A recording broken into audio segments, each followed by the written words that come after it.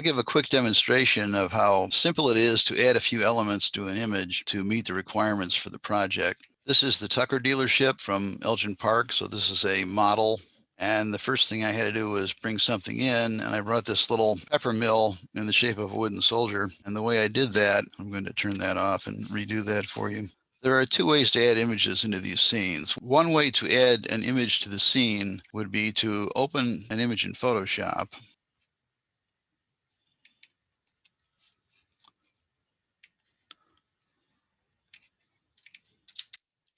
And then Command A, select all, Command C, copy, go to your image, Command V, paste. When you do that, that's not what we call a smart object. That's just pixels pasted in here. And as long as the pixels pasted in are higher resolution than the image, it'll be okay. This is at 300 pixels per inch. The image is at 300 pixels per inch.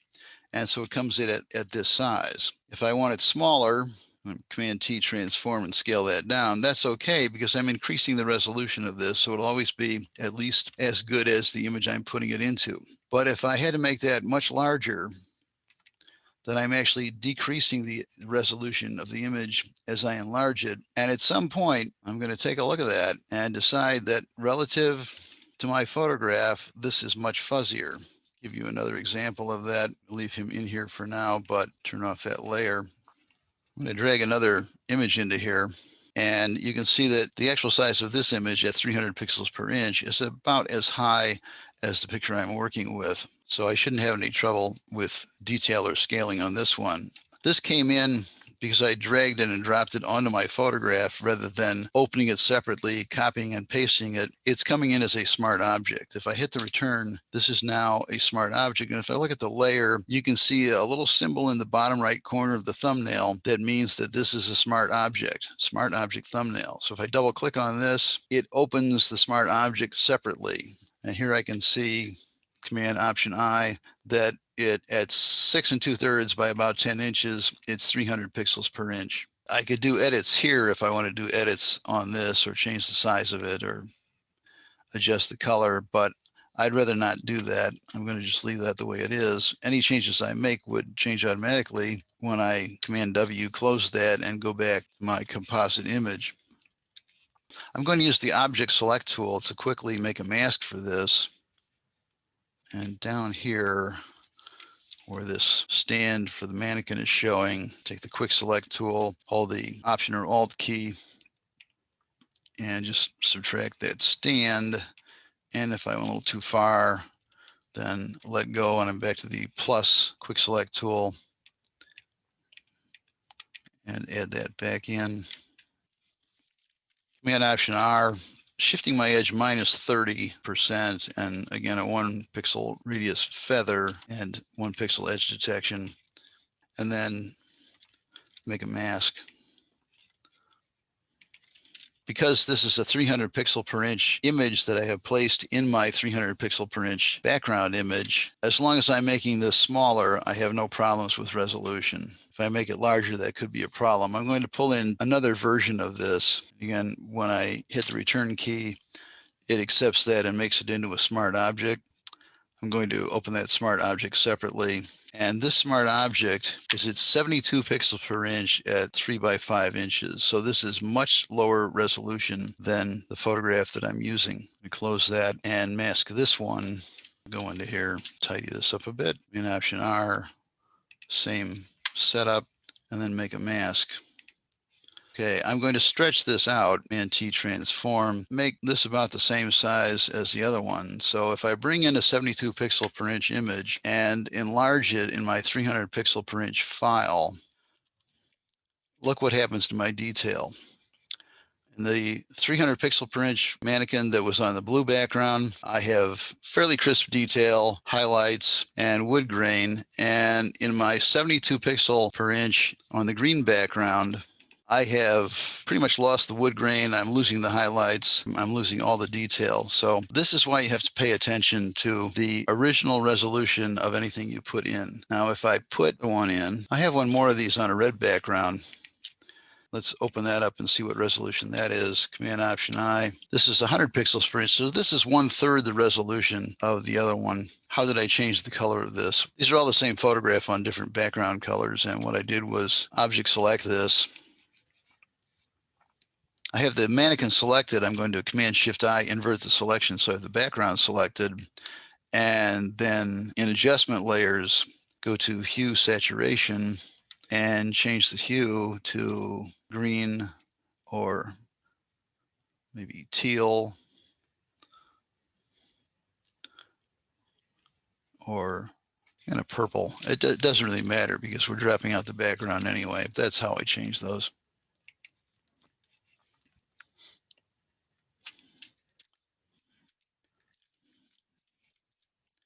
And I can only save this if I flatten layers and discard unnecessary data. Well, I don't want to do that, so I'm going to just delete that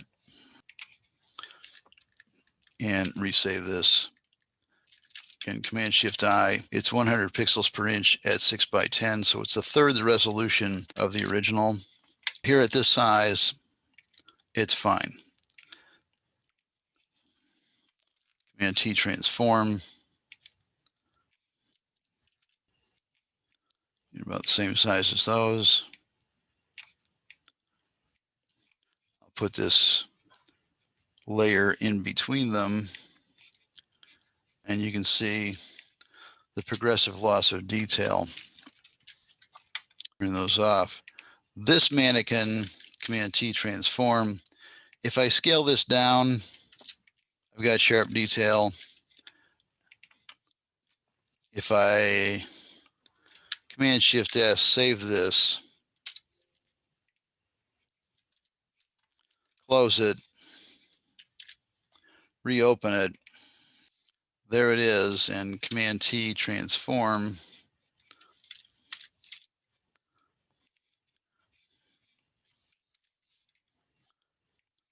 Blow this back up again. It still has the original detail because it's a smart object. If I open this up here, Command Shift I, this is still 6:10 at 300 pixels per inch. Here it's 6:10 at 300 pixels per inch. And if I scale it down, 1200 pixels per inch at 1/4 the size that it originally was. So I'm not losing any resolution. But if I take something smaller, like say this one, and enlarge it, I'm always going to have blurry pixels because the pixels that were there, they have to fill in and make more pixels in between them so that you have a blur instead of a sharp object. Again, pay attention to whether or not the image quality, the resolution of the things that you are adding to your photo are of comparable resolution, or if you are reducing them enough that they actually increase in sharpness relative to their original size. Okay, I'm going to turn those off and go back to Woody's grandpa and quickly do an object selection. And there's Woody. So I lost some of that. Hold the Shift key and add that part. That's pretty good. Again, Command Shift R. I'll use those same settings. I need to add a little more back in here.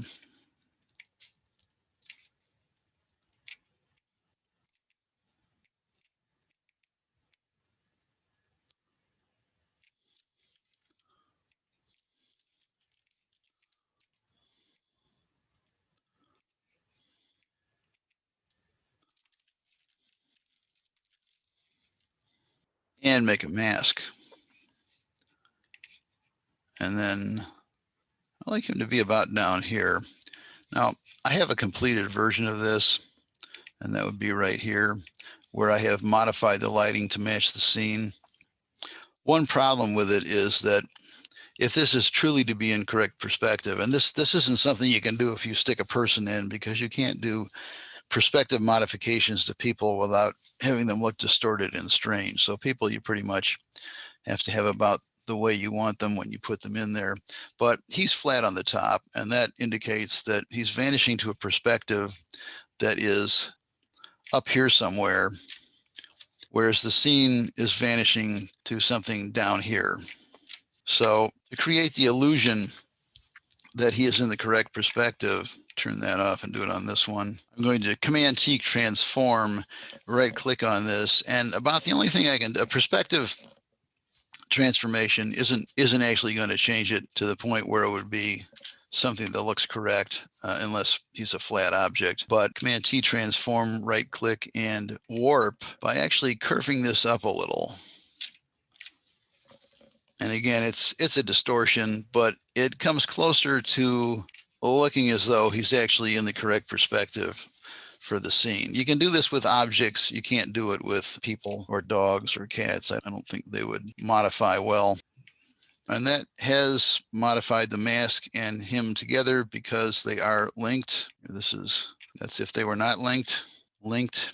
And now that I have that, now that I have him with a mask, I can add a new layer above him, fill it with 50% gray, shift function key 5, 50% gray, add a 100% opacity, change this to an overlay blending mode so it has no effect on the image, and then dodge and burn him so that he appears to be lit from the back instead of the front. I'm going to save time and actually just use the one I already created, duplicate this layer and move it down to here. So there's a dodge and burn over there. I'm going to delete that new dodge and burn layer. You can see where the figure was burned. I'm going to move this in and put it there. And actually, since I modified him, I'm going to Alt or Option click and drag this mask up to the dodge and burn layer so that I have the same mask that I had before. Delink the mask here and move that burn layer around until I think it looks like I'm correctly burning the front of him. The next thing I did was select this mask again, Command click on that mask to get that selection, feather that 1 pixel and shift the edge in 30%. Actually, I'm going to shift that a little bit more. Select, modify, contract this by about 25 pixels. So see how far it comes in. And then shift function key 6, feather this by 15 pixels. And then add a hue and saturation layer, because if he's in shadow, the colors become less saturated. So I'll reduce the saturation and I'll also darken it a little bit to give more of the impression that he's lit from the back. I'll select these 3 layers and right click and link the layers, put them in a group, Command G, group, at Gramps, and then put Gramps back down here where I want them. Uh-oh, I forgot to relink this one. Okay, and then move this down over here where I want them. You can see this isn't a correct perspective and I've curved the top of that, but the fact that this front edge curves up instead of down is more in keeping with the perspective of the scene. So probably if I didn't point this all out to you, you might not notice it. I think I'm about there. And again, unresolved. This doesn't have enough contrast above his shoulder. So I'm moving this over here so the darker door area is behind him and he stands out a little better. Okay, so that's one object I added. I added 2 more because you're required to add 3, and I changed the color of something. So right here, you can see that I have a mask created by selecting these windows. And in this group, I've got this little guy. And this one is not put in as a smart object. It was just pasted in as a layer, but that's okay because even though it's only, what was that? Command Shift I, 72 pixels per inch at 3 by 5 inches. Where I put him in here, I'm using him at about maybe 1.5 inches high. So I brought the resolution back up. The other thing is it's in the distance, so it can be a little softer focus. So that's that one. And of course it has a mask. I had to change the color of an object. So down here, my group 3, which is the background image, plus an adjustment layer, selective color. So all I did was within that mask, selective color, select the cyans and the blues, and for each of them, reduce the magenta, increase the yellow. I set this back to 0, 0, 0, and the cyans 0, 0, 0. You can see this is the color that the model actually is. And if I want it to be green, then I make sure there's less magenta and more yellow. And I want a little darker, since there may be both cyan and blues within that area. I'll do it for both the cyan and the blue regions of the image and make that a little darker.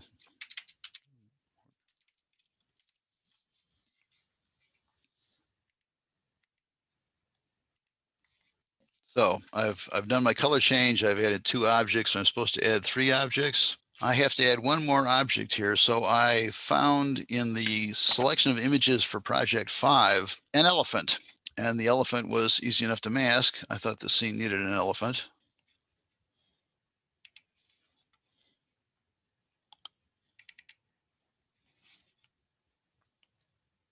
So you see there's my elephant. I brought it in as a smart object.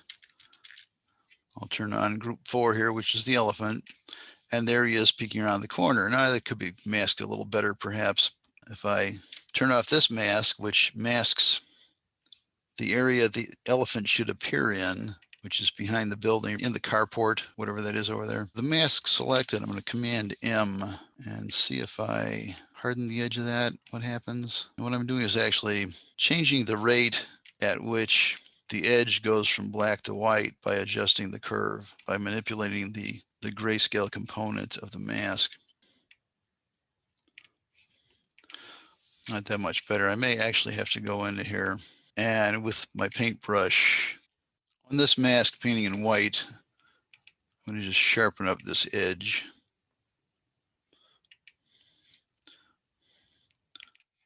Well, I'm advancing the edge slightly and making sure it's a straight line by clicking at the bottom and then clicking at the top. Click over there because that bothered me a little. I mean, maybe you won't notice that, but I noticed it. So there's an elephant added there, and the elephant probably should have a shadow added. You can figure out if you're adding in an elephant what the elephant looks like. He's lit from the back, so probably it's pretty much just an elephant shape. Command click on this mask here, add a new layer, use my eyedropper to select this color down here, whatever it happens to be, and add 180 to that, so that'd be 202, and that would be my shadow color. Shift function key 6, feather that about 5 pixels, and Alt or Option backspace or delete, fill with that color, Command D, Command T transform, right click, flip vertical, and it's going to end up being somewhere around here, and then probably warp that because I know the trunk has to end up over here.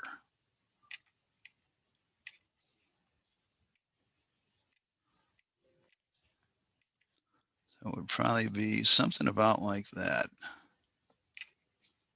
And then make that a multiply blending mode, probably cut it so it's no heavier than the rest of the scene. And Command T transform, I have to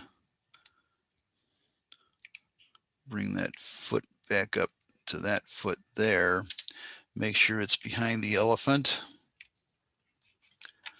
And this mask I created for the scene, I'm probably going to have to make a selection right here because the elephant's shadow shouldn't be there.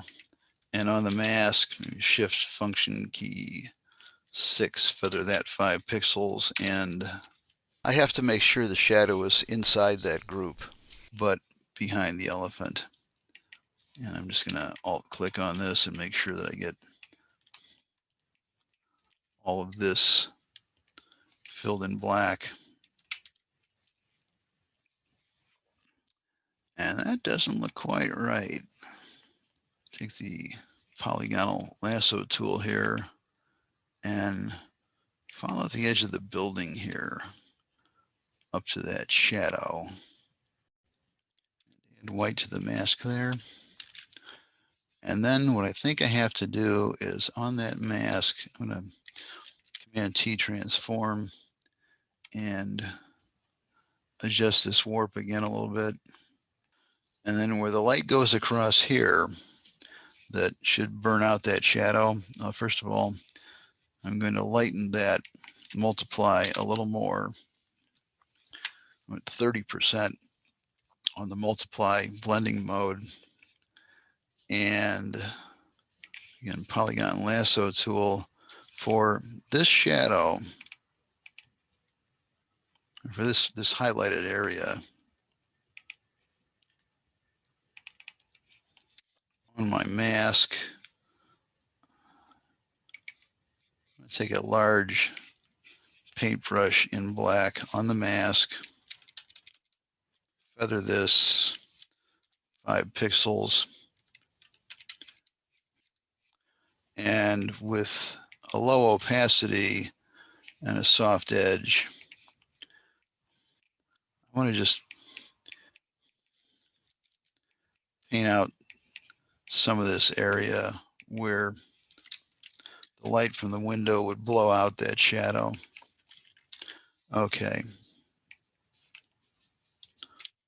So there's a believable elephant in the background with its shadow, and there's a foreground object. I got one more thing I do on this one, and that is add a gray mask to it to cover the original white border. And then if I want to move Gramps around,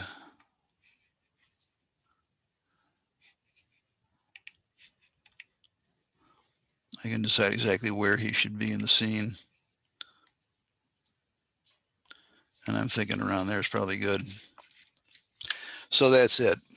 That meets all of the requirements. Didn't take that long. I added 3 objects and I changed the color of 1 object.